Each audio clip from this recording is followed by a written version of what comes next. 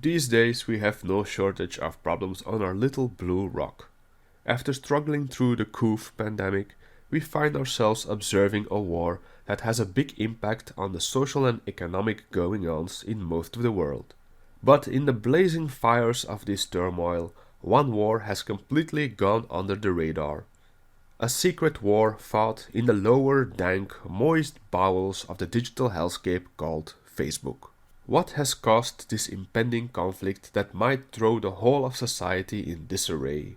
There's only one logical thing that could generate such a rift in mankind.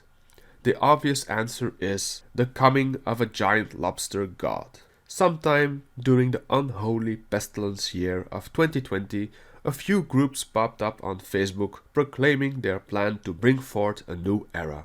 A new era of large marine crustaceans. They want to breed a giant lobster and worship it as a god, basically. How the hell do you materialize a gigantic lobster specimen? Well, these social media savvy cultists have a surprisingly simple plan. You see, apparently lobsters are kinda immortal. Or they would be, if nature didn't throw a wrench into their quest for eternal life. Lobsters grow and regenerate by molting. While this process is very beneficial for our clawed bodies, it also demands a lot of energy and eventually becomes a death sentence for the would-be immortal crustaceans. After a significant amount of time, the lobster would grow so big that the molding process would require too much energy, resulting into the demise of the pinchy critter. But this is where the brilliant minds of the giant lobster god cult come in. Theoretically speaking, if a lobster somehow didn't succumb from a fatal energy-consuming molding, its life would be extended indefinitely, and it would most likely also keep growing after each molding session, successfully reaching a size to rival Japanese kaiju. Of course, it wouldn't have any godly hocus-pocus powers, but I guess the fact it could level entire cities as it angrily waddles across the planet would earn it some worship. I wonder if it would survive a nuke strike, cause you just know the Americans would be foaming at the mouth to nuke this thing.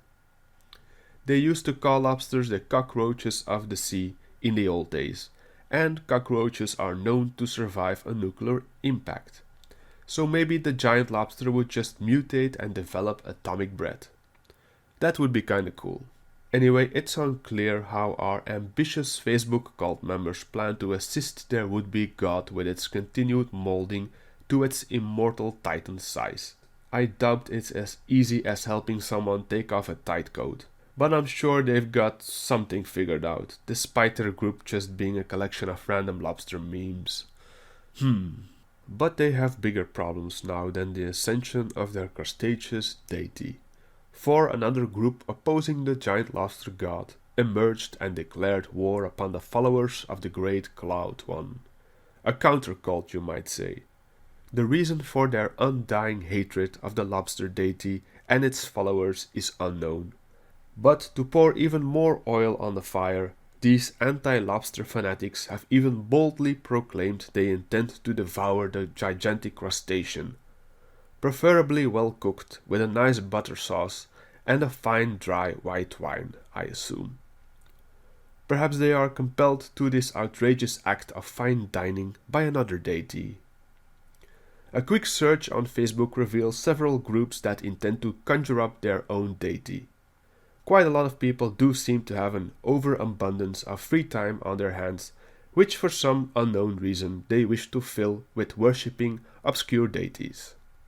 To each their own hobby, I suppose. Here's some examples of some groups I found. First up, there's a group that wants to worship a giant scorpion, which is probably the most terrifying one out of the bunch. That's a straight up Sci-Fi Channel horror movie scenario. Then we have a group that aims to worship a jellyfish god. Well, okay, why not, I guess. Next up, a Goliath blobfish is the focus of this group's adoration. Blobfish are cool, but it's kinda awkward when your god deflates like a slimy balloon filled with blubber. This next group apparently decided to worship a warp drive.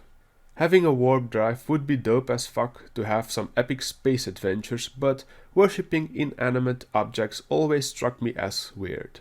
I feel like the inanimate object worshippers are the weird ones out in the obscure deity worship communities. Kind of like how the flat earthers are considered in the conspiracy community. Right, what else we got? Oh yeah, of course there's a group for a giant clam god. Can't leave out the clams, can we? Now this one is interesting. A group that plans to create and worship the one true pumpkin lord. Heck, if that means every day will be Halloween, sign me up. I'm sure there's more, but these are the ones that popped up in my search.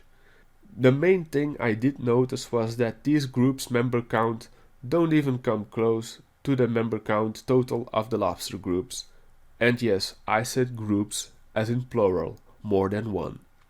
I found 3 prominent lobster groups, 2 groups sharing the same name, which is plans to create and worship our Leviathan lobster god. The third group took the satanic route and decided to summon a Leviathan lobster Satan. Before you rush to join these groups to bask in the lobster goodness, I must give a bit of a side note about one of the groups, which I suspect to be a ruse to push an agenda of a certain political leaning. I might be wrong, but if the rules section of the group contains an entire rant about Jordan Peterson and the usual isms blaming, let's just say I get very wary. So heads up, if you do decide to become a disciple of the Cloud One, just join the groups with the neutral rules. Unless you're a googly-eyed fruitcake, of course. Back on track now. None of these groups have managed to materialize their Titan lobster god through the power of lobster memes, or at least I haven't heard anything about any Godzilla-sized lobsters stirring shit up. Nonetheless, I'm sure this hidden war between the lobster god fanatics, their haters, and probably all those other obscure worship groups still rages on, deep within the underbelly of Mark Zuckerberg's online abomination. Only time will tell if the majestic lobster god will ever grace us with his glorious yet terrifying presence.